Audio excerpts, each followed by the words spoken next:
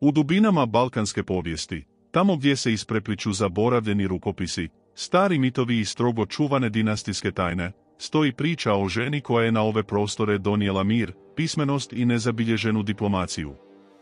Bila je kraljica, svetica, samostalna vladarica i majka dvojice moćnih kraljeva koji su iskovali sudbinu Balkana. Službena povijest pamti je pod imenom Jelena Anžujska. No, iza ovog slavnog imena krije se nevjerojatna mreža zagonetki, skrivena u tami zapadnih arhiva i među klesanim kamenom njezinog najvećeg remek dijela, manastira Gradac. Njezin dolazak na ove prostore bio je čisti filmski spektakl. Kada je mlada princeza dolazila kako bi se udala za srpskog kralja Stefana Uroša I, on je, opčinjen njezinim moćnim podrijetlom i ljepotom, naredio da se cijela dolina rijeke Ibar zasadi jorgovanima, kako bi rasevjetani ljubičasti krajolici podsjećali njegovu mladu nevjestu na njezinu daleku, rodnu Francusku. Ali tko je zapravo bila ova tajanstvena žena? Kada otvorite prašnjave stranice i diplomatska pisma srednjovjekovnih arhiva, povijest počinje govoriti sasvim drugačijim jezikom. Jelena na srpskom dvoru nije bila prihvaćena samo kao strana plemkinja.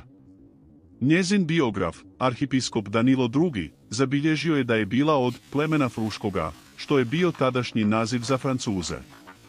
Međutim, u službenim dokumentima njezino djevojačko prezime nikada nije precizno zapisano na način na koji mi danas razumijemo prezimena. Moderna povijesna istraživanja otkrivaju fascinantnu istinu. Jelena je najvjerojatnije bila kći ugarskog plemića Jovana Anđela, gospodara Srijema, i francuske plemkinje Matilda de Vianden. Preko njih, njezino obiteljsko stablo seže do bizantskih careva, ali i do samog kralja Francuske. Pa ipak, zašto je u narodu ostala zapamćena kao Anžujska? Tajna leži u pismima napuljskog kralja Karla I Anžujskog, jednog od najmoćnijih vladara Europe tog doba.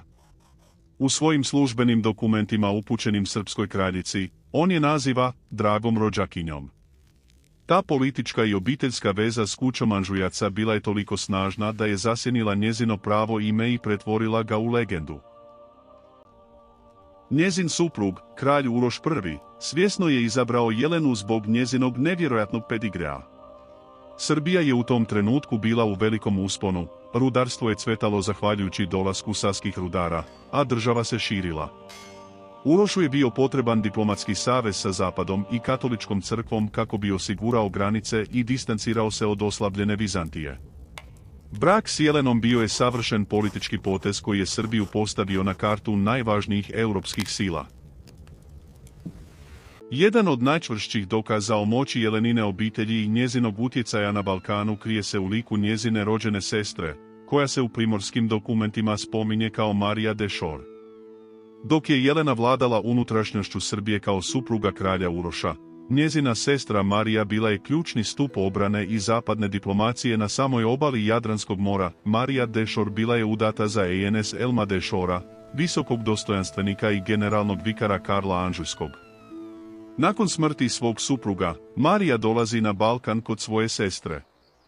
Jelena, koja je nakon smrti kralja Uroša dobila na upravu Primorske oblasti, svojoj sestri Mariji daje na potpuno upravljanje i gospodarenje strateški važan grad Ulcinj.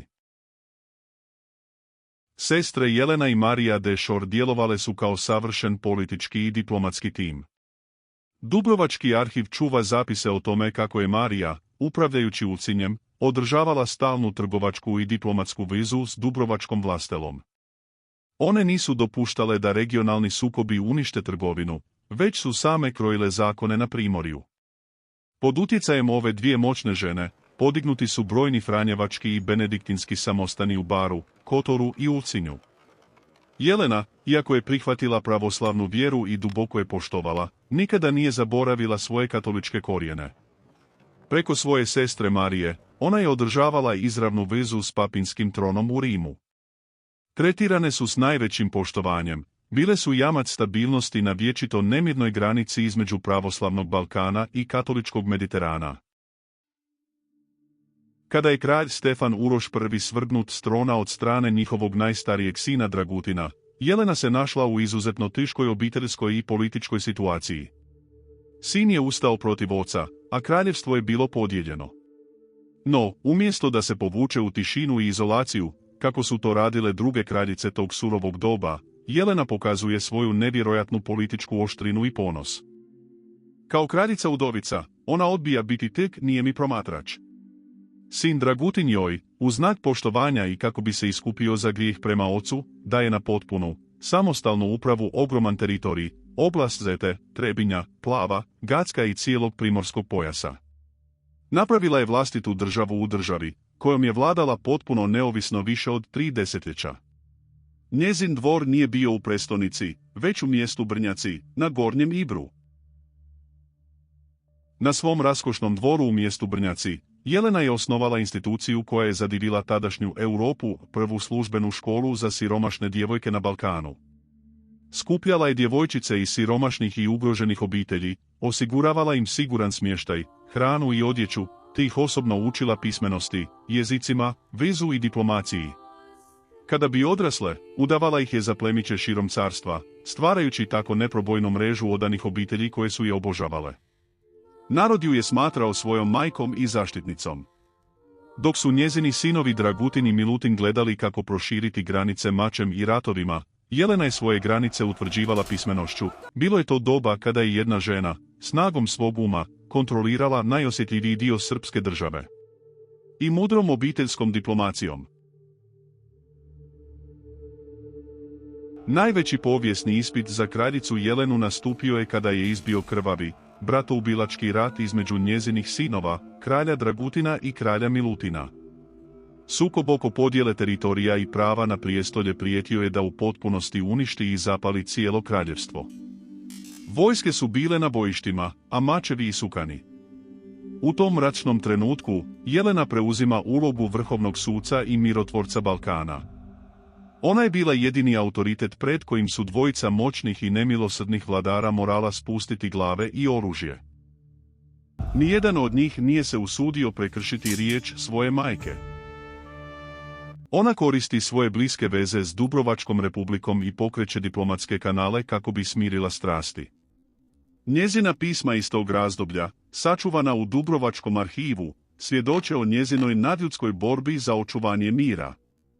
Svojim je poslanicima poručivala da prenesu poruke mira, a njezina diplomacija bila je toliko snažna da je uspijevala zaustaviti vojne pohode samo jednim svojim pismom s kraljevskim pečatom. Bila je živi most između pravoslavnog dvora i katoličkog primorja. Širila je vjersku toleranciju u praksi, pomažući podjednako i pravoslavne manastire i katoličke crkve. Pokazala je srednjovjekovnom svijetu da se državom može vladati umom i mudrošću, a ne samo prolijevanjem krvi na bojnom polju. Kruna njezinog nevjerojatnog života i njezina vječna ostavština isklesani su u živom kamenu njezine glavne zadužbine, manastira Gradac, podignutog u drugoj polovici 13. stoljeća na obroncima planine Golije. Jelena je bila prva žena na ovim prostorima koja je potpuno samostalno, od vlastitog novca i bez ičije pomoći, podigla ovako monumentalni hram, no, Gradac nije bio obična crkva. Jelena je angažirala najbolje primorske i zapadne klesare kako bi izgradila objekt koji će fizički prikazati njezino dvojno podrijetlo. Unutar tih svetih zidina, Jelena je provela svoje posljednje zemaljske dane. Pred kraj života, primila je monaški zavjet u crkvi Svetog Nikole u Skadru, dobivši monaško ime Elizabeta. Kada je preminula 1314. godine na svom dvoru u Brnjacima, pokopana je u Gracu uz prisustvo cijelog državnog vrha, kralja Milutina, arhipiskopa Save III, ali i tisuća običnih ljudi, sirotinje i njezinih učenica koje su gorko plakale za svojom kraljicom.